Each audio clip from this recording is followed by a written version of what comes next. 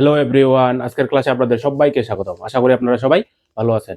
গত কয়েকটা ক্লাসে আমরা ত্রিভুজ এবং চতুর্ভুজ সংক্রান্ত সূত্রাবলী ও তাদের গাণিতিক প্রয়োগ নিয়ে আলোচনা করছিলাম। চলো আজকে বৃত্ত সংক্রান্ত সূত্রাবলী ও তাদের গাণিতিক প্রয়োগ নিয়ে আলোচনা করি। তো দেখো, প্রথমে আমরা দেখি যে মনে করি ও কেন্দ্র বিশিষ্ট এবং আর ব্যাসার্ধ বিশিষ্ট এটা একটা আমাদের বৃত্ত। এটা ব্যাসার্ধ আর, মনে করি ও এ হচ্ছে বৃত্তের উপরে একটা বিন্দু। ও এ ইজুয়াল টু আমরা পেলাম মনে করো আর। ওকে, তাহলে এখানে দেখো যদি ব্যাস বলে তাহলে ব্যাস সবসময় হয় ব্যাসার্ধের দ্বিগুণ। অতএব এখানে ব্যাস পাবো আমরা 2r। ওকে, তো যদি এ বিন্দু থেকে একজন মনে করো পুরা বৃত্তের পথ অতিক্রম করে যদি আবার পুনরায় এ বিন্দুতে ফিরে আসে, তাহলে সে পরিধির সমান দূরত্ব অতিক্রম করে, অর্থাৎ বৃত্তের পরিধি তাহলে আমরা পাবো দেখো 2π আর। অর্থাৎ এ বিন্দু থেকে পুরা রাস্তা যদি ঘুরে আসে আবার পুনরায় এ বিন্দুতে আসে, তাহলে সে 2π আর দূরত্ব অতিক্রম করবে। তাহলে দেখো এখানে পায়ের মানটা আমাদের নির্দিষ্ট, পায়ের মানটা দেখো 3.1416। ওকে, আর কি বৃত্তের ব্যাসার্ধ। এরপরে দেখো বৃত্তের ক্ষেত্রফল, আমরা জানি বৃত্তের ক্ষেত্রফল কি যে পাই আর স্কয়ার। ওকে, পাই আর স্কয়ার, আর যেখানে বৃত্তের ব্যাসার্ধ হবে। এরপরে দেখো বলছে যে বৃত্তাংশের দৈর্ঘ্য নির্ণয় করো। বৃত্তাংশের দৈর্ঘ্য কি, ধরো আমরা যদি এরকম একটা বৃত্ত চিন্তা করি, ওকে, তাহলে মনে করি যে ও কেন্দ্র বিশিষ্ট একটি বৃত্ত। তাহলে এই বৃত্তের মনে করো যে এখান থেকে এই অংশটা আমি বললাম যে এ বি, এই যে অংশটা, এই অংশটার দৈর্ঘ্য কত, সেটা আমাদের বৃত্তাংশের দৈর্ঘ্য। ওকে, যে ও এ থেকে যদি এখানে বৃত্তের উপরে আরেকটা বিন্দু চিন্তা করি, মনে করো যে বি বিন্দু, তাহলে দেখো যে এ বি যে দূরত্বটা পেয়েছি আমরা, এই দূরত্বটা আমাদের বৃত্তাংশের দৈর্ঘ্য। ধরে নাও যে বৃত্তাংশের দৈর্ঘ্যটা এস। ওকে, তাহলে দেখো যে বি বিন্দু থেকে দেখো যে যদি ও এবং বি আমরা যোগ করে দেই, তাহলে দেখো এখানে মাঝখানে একটা কোণ উৎপন্ন হবে, মনে করি যে এটা আমাদের থিটা কোণ। ওকে, তাহলে যদি বলে যে বৃত্তাংশের দৈর্ঘ্য নির্ণয় করো, তাহলে বৃত্তাংশের দৈর্ঘ্য এখান থেকে আমরা পাবো দেখো যে এস ইজ ইকুয়াল টু, দেখো s is equal to pi r theta divided by 180। Okay, যেখানে আর বৃত্তের ব্যাসার্ধ এবং পাই কি, পায়ের মান নির্দিষ্ট 3.1416। ওকে, এখন দেখো যে বলছে যে বৃত্তকলার ক্ষেত্রফল। তাহলে বৃত্তকলার ক্ষেত্রফল বলতে কি বোঝাচ্ছে, ধরো এই যে এখানে বৃত্তটা আমরা অঙ্কন করছি, তাহলে দেখো এ ও বি একটা অংশ পেয়েছি, যদি আমরা ক্ষেত্রফল নির্ণয় করি, অর্থাৎ এই যে এ বি যে অংশটুকু পেয়েছি, এই অংশটুকুর যদি ক্ষেত্রফল নির্ণয় করতে বলে, সেটা হবে আমাদের বৃত্তকলার ক্ষেত্রফল, অর্থাৎ বৃত্তের একটা অংশের ক্ষেত্রফল। তোমরা যদি মনে করো যে এটা একটা ধরো পিজ্জা, তো পিজ্জার একটা মনে করো যে টুকরার এখন ক্ষেত্রফল নির্ণয় করবো, তাহলে এই যে ক্ষেত্রফল নির্ণয় করবো, এটা আমাদের বৃত্তকলা। ওকে, তাহলে বৃত্তকলার ক্ষেত্রফল পাবো, দেখো বৃত্তকলার ক্ষেত্রফল সমান সমান যে theta divided by 360 into pi r square. Okay, theta কি, থিটা যে দুইটা ব্যাসার্ধ যে কোণ তৈরি করবে, সেই কোণটাই হবে আমাদের থিটা কোণ। আবার দেখো আর কি, আর ব্যাসার্ধ, আর 360 ডিগ্রি। আমরা জানি যে যখন একটা বৃত্ত তৈরি হয় তখন বৃত্তের কেন্দ্রে উৎপন্ন কোণটা হয় 360 ডিগ্রি। ওকে, তাহলে বৃত্তকলার ক্ষেত্রফল পাবো theta divided by 360 into pi r square. চলো আমরা কয়েকটা গাণিতিক সমস্যার সমাধান করি। দেখো এক নম্বরে দেওয়া আছে, বলছে একটি বৃত্তচাপ কেন্দ্রে 30 ডিগ্রি কোণ উৎপন্ন করে, বৃত্তের ব্যাস দেওয়া আছে 126 সেন্টিমিটার হলে বলছে চাপের দৈর্ঘ্য নির্ণয় করো। সরি, চাপের দৈর্ঘ্য এস। ওকে, এবং বলছে যে বৃত্তচাপ কেন্দ্রে 30 ডিগ্রি কোণ উৎপন্ন করে, তাহলে আমাদের এখানে থিটা ইজ ইকুয়াল টু পাবো 30 ডিগ্রি। এবং দেখো দেওয়া আছে বৃত্তের ব্যাস, তাহলে বৃত্তের ব্যাস দেখলাম twice r is equal to 126। অতএব ব্যাসার্ধ, তাহলে ব্যাসার্ধ সমান সমান আমরা জানি এর অর্ধেক ব্যাসার্ধ, তাহলে দেখো 126 ডিভাইডেড বাই 2, তাহলে এটা পাবো 63 সেন্টিমিটার। ওকে, তাহলে এই যে ব্যাসার্ধ পেয়ে গেছি। তাহলে যদি চিত্রে আমরা চিন্তা করি, তাহলে ধরো এটা যে একটা বৃত্ত। ওকে, তাহলে বৃত্তের এই যে ব্যাসার্ধের মানটা দেওয়া আছে আমাদের 63, এবং এখানে আমাদের কেন্দ্রে উৎপন্ন কোণটা দেওয়া আছে 30 ডিগ্রি। হ্যাঁ, তাহলে এই যে এস এর মানটা আমাদের নির্ণয় করতে বলছে। ওকে, তাহলে দেখো আমরা জানি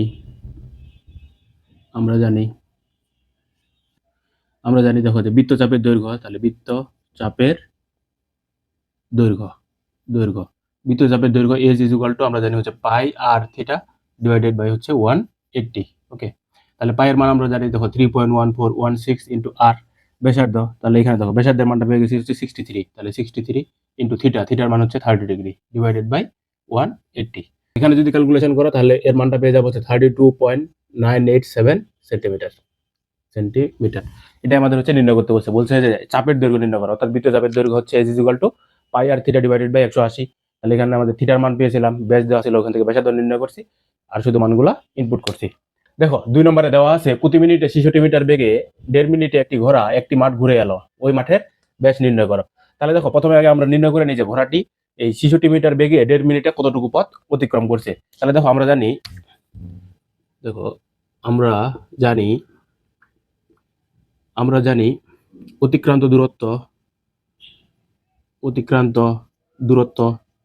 দূরত্ব সমান সমান হচ্ছে বেগ ইন্টু সময়, সমান সমান। তাহলে দেখো বেগ কতটুকু দেওয়া আছে, বলছে যে প্রতি মিনিটে 66 মিটার যায়, তার মানে 66 মিটার পার মিনিট বেগ। আর দেখো সময় দেওয়া আছে 1.5 মিনিট, তাহলে দেখো তো 1.5 হচ্ছে 1, সমস্ত হচ্ছে 1/2। তাহলে দেখো এটা যদি ক্যালকুলেশন করি, তাহলে দেখো এখানে পাবো হচ্ছে 2, তাহলে 2 একে 2 আর উপরেটার সাথে যোগ হয়ে যাবে, তাহলে 3। দেখো এখানে যদি ক্যালকুলেশন করি তাহলে হচ্ছে দেখো 2 দ্বারা এটা কাটলে হচ্ছে পাবো হচ্ছে 33 ইন্টু 3 গুণ করলে পাবো হচ্ছে 99, এটা পাবো হচ্ছে 99 মিটার। ওকে, তাহলে সে হচ্ছে কি করছে যে 1.5 মিনিটে এত মিটার পথ অতিক্রম করছে। ধরো একটা বৃত্তের পরিধির সমান পথ অতিক্রম করেছে, পরিধি সমান সমান কি জানি যে 2 পাই আর সমান সমান দূরত্ব অতিক্রম করছে কত মিটার, যে হচ্ছে 99 মিটার। আমাদের বলছে হচ্ছে ব্যাস কত, তাহলে দেখো অতএব ব্যাস 2r সমান সমান হচ্ছে ওয়াট। ওকে, তাহলে এখন দেখো যে আমরা লিখতে পারবো প্রশ্ন মতে, দেখো যে প্রশ্ন মতে তাহলে সে কি করছে যে 2 পাই আর দূরত্ব অতিক্রম করছে সমান সমান কত, যে 99 মিটার। ওকে, তাহলে আমাদের ব্যাস নির্ণয় করতে বলছে, তাহলে 2 আর টাই পাশে রেখে দাও, তাহলে হচ্ছে 99 divided by pi. Okay, 99 divided by pi, পাইয়ের মান হচ্ছে 3.1416। যদি ক্যালকুলেশন করো তাহলে পাবো হচ্ছে 31.513, আর এককটা আমাদের দেওয়া ছিল হচ্ছে মিটার, তাহলে এটা হয়ে যাবে আমাদের একক মিটার। ওকে, এটাই আমাদের নির্ণয় করতে বলছিল, বলছে যে ওই মাঠের ব্যাস নির্ণয় করো, তাহলে ওই মাঠের ব্যাস 2r সমান সমান আমরা পাবো হচ্ছে 31.513 মিটার। এরপরে চলো, এরপরে আমরা হচ্ছে 3 নম্বর সমস্যার সমাধান করি। দেওয়া আছে একটি বৃত্তাংশের ক্ষেত্রফল 77 বর্গ মিটার এবং বৃত্তের ব্যাসার্ধ 21 মিটার, বৃত্তচাপটি কেন্দ্রে যে কোণ উৎপন্ন করে তা নির্ণয় করো। তো প্রথমে আমরা কি কি দেওয়া আছে লিখে নেই। দেখো দেওয়া আছে দেখো যে বৃত্তাংশের ক্ষেত্রফল দেওয়া আছে আমাদের হচ্ছে 77 বর্গ মিটার। বৃত্তের ব্যাসার্ধ আমরা জানি হচ্ছে r। ওকে, তাহলে r ইকুয়াল টু আমরা লিখতে পারবো হচ্ছে 21 মিটার। আর বলছে যে বৃত্তচাপটি কেন্দ্রে যে কোণ উৎপন্ন করে, অর্থাৎ আমাদের থিটা কোণের মানটা হচ্ছে নির্ণয় করতে বলছে। ওকে, দেখো তো তাহলে যদি আমরা হচ্ছে প্রশ্ন মতে চিন্তা করি, প্রশ্ন মতে আমাদের বৃত্তাংশের ক্ষেত্রফল দেওয়া আছে হচ্ছে 77 বর্গ মিটার। ওকে, তাহলে হচ্ছে বৃত্তাংশের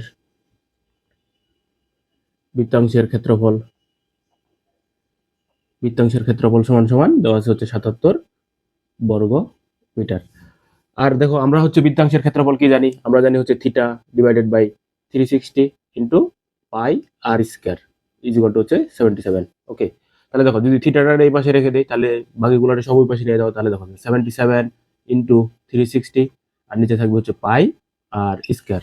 ওকে, তাহলে দেখো তো এটা যদি আমরা ক্যালকুলেশন করি তাহলে কি পাবো, যে থিটা ইকুয়াল টু, তাহলে উপরে থাকতে 77 ইন্টু 360 ডিভাইডেড বাই পাইয়ের মান আমরা জানি যে 3.1416 ইন্টু, আর দেখো ব্যাসার্ধ দেওয়া ছিল হচ্ছে 21, তাহলে হচ্ছে 21 এর উপরে স্কয়ার। ক্যালকুলেশন করো তাহলে পেয়ে যাবো হচ্ছে 20.008 ডিগ্রি। এটা হলো আমাদের আনসার। অর্থাৎ এই কোণটা আমাদের নির্ণয় করতে বলছিল যে বৃত্তচাপটি কেন্দ্রে যে কোণ উৎপন্ন করে, অর্থাৎ তাহলে হচ্ছে 20.008 ডিগ্রি কোণ উৎপন্ন করবে। তো আশা করি বুঝতে পারছি। দেখো ঠিক একইভাবে যদি 4 নম্বরটা চিন্তা করি, দেওয়া আছে দেখো একটি বৃত্তের ব্যাসার্ধ দেওয়া আছে, আর ইকুয়াল টু মনে হচ্ছে 14। আর হচ্ছে বৃত্তচাপের কেন্দ্রে উৎপন্ন কোণ মানে হচ্ছে আমাদের থিটা কোণের মানটা দেওয়া আছে হচ্ছে 75 ডিগ্রি। ওকে, তাহলে বলছে যে বৃত্তাংশের ক্ষেত্রফল নির্ণয় করো। তাহলে দেখো তো বৃত্তাংশের ক্ষেত্রফল আমরা জানি theta divided by 360 into pi r square, তাহলে আর এর মান দেওয়া আছে, থিটার মান দেওয়া আছে, পাইয়ের মান আমরা জানি, তাহলে এটা হচ্ছে ইজিলি আমরা নির্ণয় করতে পারবো। তো এটা তোমরা হচ্ছে নিজেই চেষ্টা করবা। এরপরে দেখো 5 নম্বরে দেওয়া আছে একটি বৃত্তাকার মাঠকে ঘিরে একটি রাস্তা আছে, রাস্তাটির ভিতরের পরিধি অপেক্ষা বাইরের পরিধি 44 মিটার বড়, রাস্তাটির প্রস্থ নির্ণয় করো। তো আমরা হচ্ছে চিত্র এঁকে বোঝার চেষ্টা করি।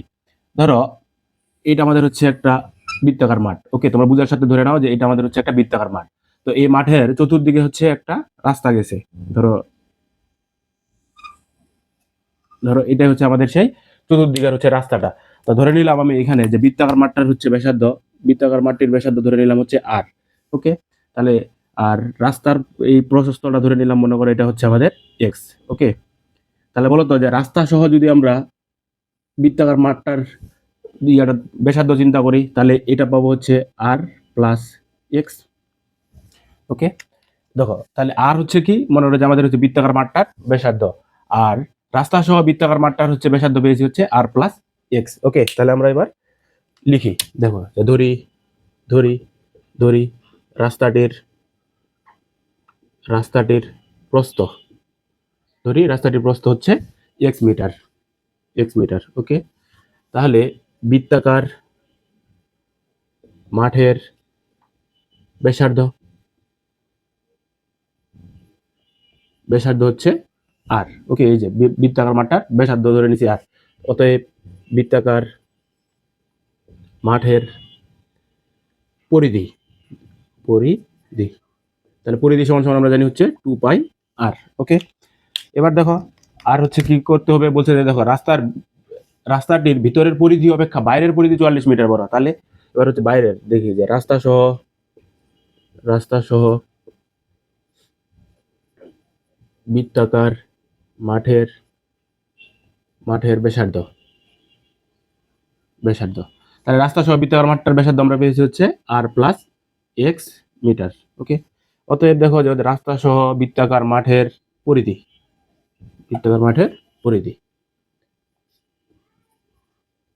তাহলে পরিধি সমান সমান আমরা জানি হচ্ছে 2 পাই আর এখানে হচ্ছে আর প্লাস এক্স। ওকে, এরপরে দেখো আমাদের একটা সূত্র দেওয়া আছে, বলছে রাস্তাটির ভিতরের পরিধি অপেক্ষা বাইরের পরিধি 44 মিটার বড়।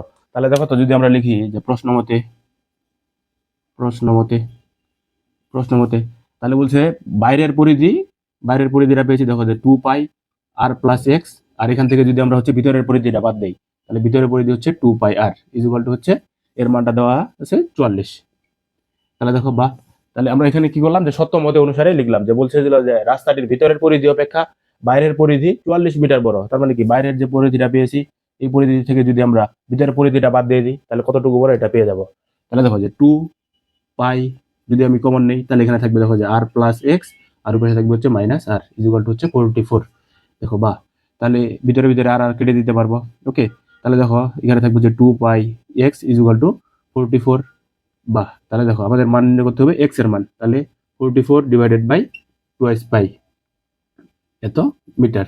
44 ডিভাইডেড বাই 2 ইন্টু পাই এর মান বসাই দাও 3.1416। ওকে, এটা যদি ক্যালকুলেশন করো তাহলে এর মানটা পেয়ে যাবা 7.003 এত মিটার প্রায়। ওকে, এটাই হচ্ছে আমাদের মান নির্ণয় করতে বলছিল যে হচ্ছে রাস্তাটির প্রস্থ নির্ণয় করো। তো আমরা রাস্তাটির প্রস্থ ধরে নিয়েছিলাম এক্স, তাহলে রাস্তাটির প্রস্থ হবে হচ্ছে 7.003 মিটার প্রায়। তারপরে চলো 6 নম্বর সমস্যার সমাধান করি। দেখো 6 নম্বরে দেওয়া আছে একটি বৃত্তাকার পার্কের ব্যাস 26 মিটার। পার্কটিকে বেষ্টন করে বাইরে 2 মিটার প্রশস্ত একটি পথ আছে। পথটির ক্ষেত্রফল নির্ণয় করো। তো দেখো আমরা আবার যদি চিত্রকে বোঝার চেষ্টা করি, মনে করি যে বৃত্তাকার একটা হচ্ছে পার্ক, এটা হচ্ছে আমাদের একটা বৃত্তাকার পার্ক এবং বলছে পার্কটিকে বেষ্টন করে বাইরে হচ্ছে 2 মিটার প্রশস্ত একটা রাস্তা গেছে।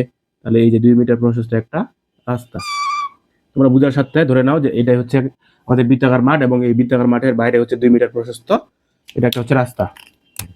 এটার দৈর্ঘ্য তাহলে কত 2 মিটার। ওকে, তাহলে এটা হচ্ছে 2 মিটার প্রশস্ত একটা রাস্তা গেছে। ওকে, আমাদের হচ্ছে ব্যাস দেওয়া ছিল, তাহলে দেখো যে এই ব্যাস বলতে হচ্ছে এই যে পুরোটাই দেওয়া আছে, পুরোটার দৈর্ঘ্য দেওয়া আছে আমাদের হচ্ছে 26 মিটার। ওকে, তাহলে আমরা কি করতে পারবো, দেখো যেহেতু ব্যাস দেওয়া আছে এখান থেকে আমরা ব্যাসার্ধ নির্ণয় করে নিব, নিয়ে হচ্ছে পার্কটার পুরোটার ক্ষেত্রফলটা আগে নির্ণয় করে নিব। তারপরে হচ্ছে রাস্তা সহ পার্কটার যদি ক্ষেত্রফল নির্ণয় করি তাহলে রাস্তা সহ পার্কের ক্ষেত্রফল থেকে যদি ভিতরে পার্কটার ক্ষেত্রফলটা বাদ দিই তাহলে কিন্তু আমরা রাস্তার ক্ষেত্রফলটা পেয়ে যাব। ওকে, তো ধরি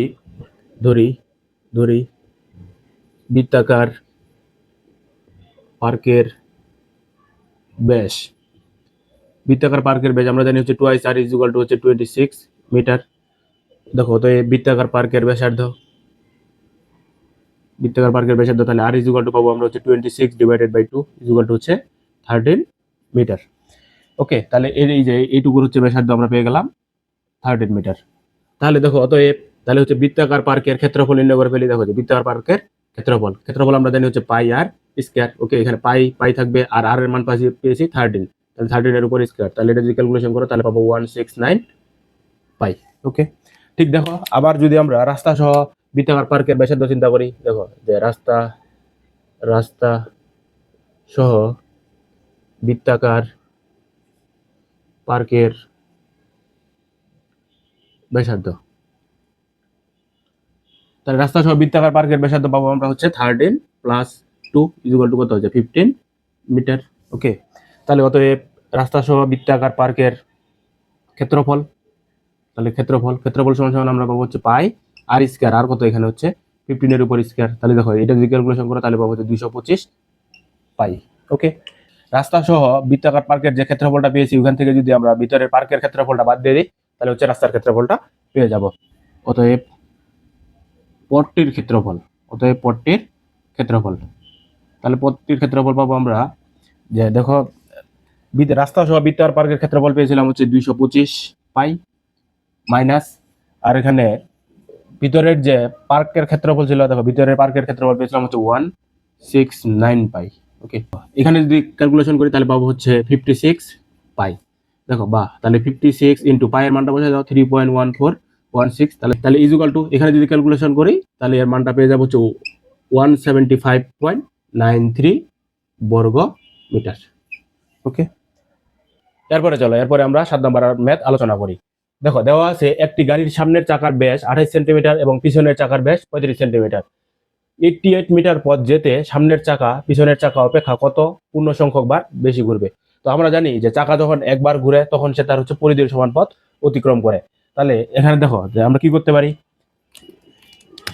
দেখো যে দেওয়া আছে দেওয়া আছে দেওয়া আছে তাহলে দেখো সামনের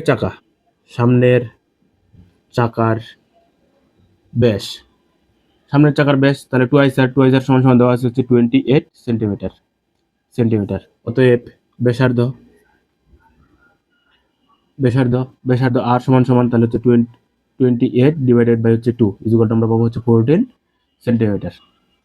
ওকে, তাহলে সামনের চাকাটা যখন একবার ঘুরবে তখন সে তার পরিধির সমান ঘুরবে। অতএব সামনের চাকার পরিধি, দেখো সামনের চাকার পরিধি সমান সমান পাবো দেখো যে 2 পাই আর, তাহলে 2 পাই আর সমান সমান দেখো যে 2 ইন্টু পাই হচ্ছে কত 3.1416 ইন্টু আর হচ্ছে 14 সেন্টিমিটার। ওকে, তাহলে দেখো এটা যদি তুমি ক্যালকুলেশন করো তাহলে পাবা হচ্ছে 87.9648 সেন্টিমিটার। ওকে, তাহলে দেখো যে এই পরিধির সমান কি করতেছে, সে একবার করে ঘুরতেছে। তাহলে দেখো তো যে সে 88 মিটার, কিন্তু এখানে একটা ব্যাপার আছে, দেখো যে ব্যাসার্ধটা দেওয়া আছে আমাদের সেন্টিমিটারে আর কিন্তু পথের দূরত্বটা দেওয়া আছে হচ্ছে মিটারে। তাহলে পথের দূরত্বটা কিন্তু অবশ্যই সেন্টিমিটারে প্রকাশ করে নিতে হবে। তাহলে দেখো যে আমরা যদি এভাবে করে চিন্তা করি যে 87.9648 সেন্টিমিটার পথ অতিক্রম করতে ঘুরে একবার দেখো, তাহলে অতএব 1 সেন্টিমিটার পথ অতিক্রম করতে ঘুরবে তাহলে 1 ডিভাইডেড বাই 87.9648 এতবার। ওকে, তাহলে দেখো অতএব তাহলে আমাদের বলছে যে 88 মিটার, তাহলে দেখো তো যে আমরা কি জানি যে দূরত্ব এস ইকুয়াল টু দেখো যে 88 মিটার দেওয়া আছে। তাহলে মিটারটারে যদি আমরা সেন্টিমিটার করি তাহলে এটা পাবো হচ্ছে দেখো যে 8800 সেন্টিমিটার, 100 দিয়ে গুণ দিতে হবে। তাহলে দেখো তো এই পথটা সে অতিক্রম করবে, তাহলে আমরা পাবো দেখো যে 8800 সেন্টিমিটার পথ অতিক্রম করতে ঘুরবে, তাহলে 1 বেশি ঘুরবে। তাহলে দেখো 1 ডিভাইডেড বাই 87.9648 ইন্টু 8800 এত বার। এখানে ক্যালকুলেশন করো তাহলে এর মানটা পেয়ে যাবে 100.04 বার। হ্যাঁ, তো যেহেতু বলছে যে পূর্ণ সংখ্যক বার ঘুরে তাহলে আমরা লিখতে পারবো যে প্রায় 100 বার প্রায়। ওকে, তাহলে এটা কি করলাম যে সামনের চাকাটি তাহলে এই 8800 সেন্টিমিটার যেতে 100 বার ঘুরবে। ওকে, তাহলে দেখো তো সেম ভাবে করে যদি আমরা হচ্ছে পিছনের চাকাটার জন্য চিন্তা করি, দেখো যে পিছনের চাকা এখানে করি, দেখো যে পিছনের চাকার জন্য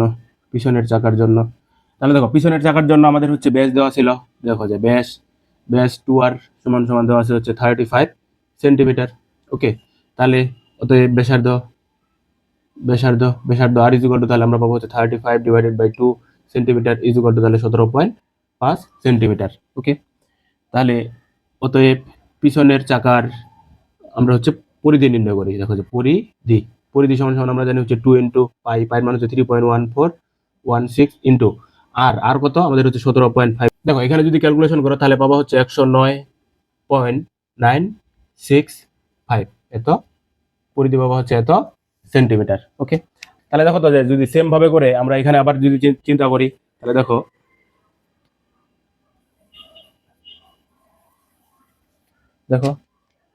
তাহলে যে আবার এখানে চিন্তা করি যে পিছনের চাকার ক্ষেত্রে যে 109.965 সেন্টিমিটার পথ অতিক্রম করতে ঘুরে হচ্ছে একবার, তাহলে অতএব 1 সেন্টিমিটার পথ অতিক্রম করতে সে কম বার ঘুরবে, তাহলে ভাগ হয়ে যাবে দেখো 109.965। ওকে, তাহলে অতএব আবার আমাদের কি যে এই পথটাই সে অতিক্রম করবে, তাহলে হচ্ছে 8800, অতএব 8800 পথ অতিক্রম করতে সে ঘুরে, তাহলে 1/109.965 ইন্টু 8800 এত বার। তাহলে এটা যদি ক্যালকুলেশন করি তাহলে আমরা পাবো হচ্ছে 80.032 বার। যেহেতু পূর্ণ সংখ্যক বার বলছে তাহলে এখানে পাবো হচ্ছে প্রায় 80 বার, 80 বার প্রায়। ওকে, তাহলে আমরা পেয়েছিলাম সামনের চাকাটা ঘুরছিল হচ্ছে 100 বার আর পিছনের চাকাটা ঘুরছে 80 বার। তাহলে অতএব দেখো, অতএব সামনের চাকা লিখো যে সামনের চাকা চাকা পিছনের চাকা অপেক্ষা, পিছনের চাকা অপেক্ষা অপেক্ষা তাহলে কত, যে 100 মাইনাস 80 ইকুয়াল টু 20 বার বেশি ঘুরবে, বেশি ঘুরবে। এটা আমাদের নির্ণয় করতে বলছে যে সামনের চাকা পিছনের চাকা অপেক্ষা কত পূর্ণ সংখ্যক বার বেশি ঘুরবে। এরপরে দেখো, এরপরে 8 নম্বরে দেওয়া আছে একটি বৃত্তের পরিধি 220 মিটার, ওই বৃত্তে অন্তর্লিখিত বর্গক্ষেত্রে বাহুর দৈর্ঘ্য নির্ণয় করা।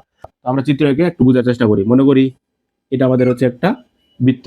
ওকে, তাহলে বৃত্তের হচ্ছে এটা হচ্ছে কেন্দ্র, তাহলে বৃত্তের ভিতরে একটা হচ্ছে বর্গক্ষেত্র আছে।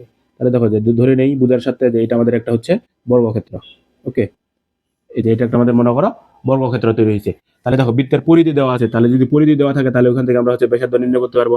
আর যদি ব্যাসার্ধ নির্ণয় করতে পারি তাহলে কি ব্যাস নির্ণয় করতে পারবো।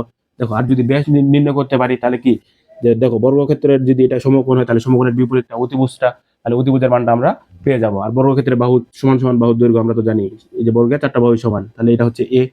ওকে, তাহলে দেখো তো এটা কিভাবে করে আমরা সংজ্ঞায়িত করব। আমরা জানি, দেখো যে আমরা জানি বৃত্তের পরিধি, বৃত্তের পরিধি বৃত্তের পরিধি 2πr। তাহলে দেখো তো অতএব আমরা লিখতে পারবো যে 2πr সমান সমান হচ্ছে 220 মিটার। ওকে, তাহলে আর ইকুয়াল টু কত পাবো, দেখো যে 220 ডিভাইডেড বাই 2π মিটার। তাহলে করা তাহলে পাওয়া হচ্ছে 35.0140 এত মিটার। তাহলে দেখো এটুকু কার মান পেলাম, যে আমাদের এই যে এটুকুর ব্যাসার্ধের মানটা পেয়ে গেলাম। তাহলে আমরা জানি, তাহলে দেখো যে যদি এখানে নামকরণ করি, দেখো তো যে এ বি সি ডি এটাই আমাদের হচ্ছে বর্গক্ষেত্রটা। তাহলে দেখো তো এসি সমান সমান আমরা কি লিখতে পারবো, যে এসি সমান সমান 2 ইন্টু আর। তাহলে দেখো যে 2 ইন্টু আর এর মান পেয়েছি 35.0140। তাহলে এখানে ক্যালকুলেশন করো ইকুয়াল টু, তাহলে এটা পাবো হচ্ছে 70.028 এত মিটার। অর্থাৎ আমরা হচ্ছে এসির মানটা এখানে পেয়ে গেলাম। এ বি সি ডি বর্গক্ষেত্রটা চিন্তা করি, তাহলে বর্গক্ষেত্রের হচ্ছে একটা কর্ণের মান পেয়ে গেছি। আমরা জানি বর্গক্ষেত্রের কর্ণগুলো কি হয়, সমান হয়। ওকে, তাহলে দেখো তো যে এ বি সি ডি বর্গক্ষেত্র হতে পাই। দেখো তাহলে এ বি সি ডি এই বর্গক্ষেত্রটা হতে আমরা কি পাবো, যে কর্ণের দৈর্ঘ্য, দেখো যে কর্ণের দৈর্ঘ্য এসি ইজ ইকুয়াল টু, দেখো কর্ণের দৈর্ঘ্য এসি ইজ ইকুয়াল টু আমরা পেয়েছি হচ্ছে 70.028 মিটার। ওকে, তাহলে দেখো কর্ণের দৈর্ঘ্য আমরা বর্গের কর্ণের দৈর্ঘ্য জানি হচ্ছে √2 ইন্টু এ। তাহলে দেখো √2 into A is equal two আমরা পাবো হচ্ছে দেখো 70.028 এত মিটার। ওকে, তাহলে দেখো তো এ ইজ ইকুয়াল টু পাবো যে 70.028 ডিভাইডেড বাই হচ্ছে √2। ক্যালকুলেশন করে তাহলে পাবো হচ্ছে 49.5173 এত মিটার। এটা আমাদের বর্গের বাহুর দৈর্ঘ্য নির্ণয় করতে বলছে। তাহলে বর্গের বাহুর দৈর্ঘ্য পাবো হচ্ছে 49.5173। তো আজকে এই ছিল আমাদের বৃত্ত সংক্রান্ত গাণিতিক সমস্যার সমাধান। তো আগামী ক্লাসে আমরা ঘনবস্তু সম্পর্কিত সূত্রাবলী এবং ঘন সম্পর্কিত সূত্রাবলীর গাণিতিক সমস্যা নিয়ে আলোচনা করব। ততক্ষণ পর্যন্ত তোমরা সবাই ভালো থাকো, সুস্থ থাকো। ধন্যবাদ সবাইকে।